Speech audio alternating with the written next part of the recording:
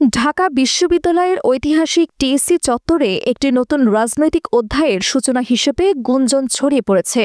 সম্প্রতি বাংলাদেশ ইসলামী ছাত্র শিবিরের আয়োজিত জুলাই গণ অভ্যুত্থান কর্মসূচির দ্বিতীয় দিনে হঠাৎ করে মঞ্চে উঠে এলেন বাংলাদেশ ইসলামী ছাত্রী সংস্থা ঢাকা বিশ্ববিদ্যালয় শাখার সভানেত্রী সাবিকুন নাহার তামান্না। তার বক্তব্যে উঠে আসে পিলখানা ট্র্যাজেডি, শহীদদের স্মরণ এবং বিচারহীনতার বিরুদ্ধে দৃঢ় অবস্থান। পাশাপাশি তিনি নারীর নিরাপত্তাহীনতা, সমাজে ইসলামোফোবিয়ার উত্থান, গোপনে স্বাক্ষরিত আন্তর্জাতিক চুক্তি এবং পারিবারিক কাঠামো ভাঙার ষড়যন্ত্রের মতো তীব্র সামাজিক এবং রাজনৈতিক বিষয়গুলো নিয়ে কথা বলেন। তামান্নার বক্তব্য ছিল তথ্যভিত্তিক ও স্পষ্ট ভাষায় আত্মবিশ্বাসে ভরপুর, কিন্তু সবচেয়ে আলোচনার বিষয় হয়ে দাঁড়ায় এই মঞ্চ শেয়ারিংয়ের পেছনে রাজনৈতিক অর্থ।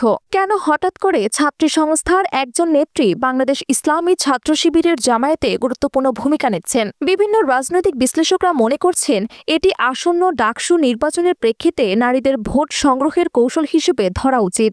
ঢাকা বিশ্ববিদ্যালয়ের ছাত্র সংসদ নির্বাচনে নারী ভোটাররা গুরুত্বপূর্ণ ভূমিকা পালন করেন। ছাত্র শিবিরের পক্ষ থেকে যদি নারীদের প্রতিনিধিত্ব না করা হয়, তাহলে বড় ধরনের ভোট হ্রাসের সম্ভাবনা রয়েছে।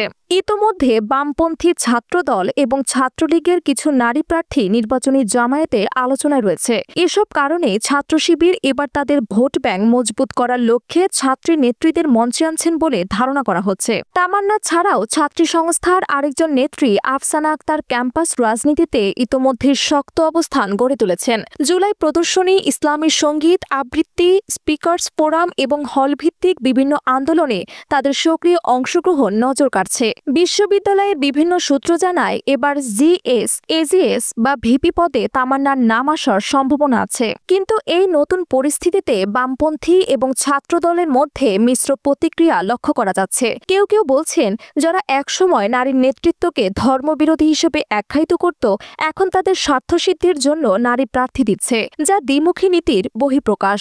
অন্যদিকে অনেক বিশেষজ্ঞ মনে করেন নারীদের ভোটার শক্তি কাজে লাগাতে এই কৌশল ছাত্র শিবিরের জন্য ইতিবাচক পদক্ষেপ। ঢাকা বিশ্ববিদ্যালয়ের ভোটারদের মধ্যে নারীর সংখ্যা বেশিরভাগ এবং তাদের সমর্থন ছাড়া বড় ভোট সংকট দেখা দিতে পারে। তাই ছাত্রী সংস্থার প্রকাশ্যে সক্রিয়তা এবং ছাত্র শিবিরের সঙ্গে তাদের ঘনিষ্ঠ সম্পর্ক ক্যাম্পাস রাজনীতিতে নতুন মাত্রা যোগ করেছে। এই মেলবন্ধন নির্বাচনের ফলাফলকে কতটা প্রভাবিত করবে তা এখনো স্পষ্ট নয়। বিশ্ববিদ্যালয়ের রাজনৈতিক বিশ্লেষকরা বলছেন এটি নতুন রাজনৈতিক রং ছড়িয়ে দিতে পারে, আবার কিছু ক্ষেত্রে বিতর্কের ঝড় তুলতে পারে। সব মিলিয়ে ঢাকা বিশ্ববিদ্যালয়ের ছাত্র রাজনীতি এখন এক উত্তেজনাপূর্ণ সময় পার করছে, যেখানে ছাত্র শিবির এবং ছাত্রী সংস্থার এই নতুন মিশ্রণ ভবিষ্যতের রাজনীতির পথে বড় পরিবর্তনের ইঙ্গিত বহন করে। ছাত্র সমাজের প্রত্যাশা, আগামী ডাকসু নির্বাচনে নারীর অংশগ্রহণ এবং তাদের ভোট প্রভাবিত করতে তামান্না এবং অন্যান্য নারী নেত্রীদের ভূমিকা কী ধরনের পরিবর্তন আনবে, সেটাই এখন সবচেয়ে আলোচ্য বিষয়। আগামী নির্বাচনের ফলাফল এ নিয়ে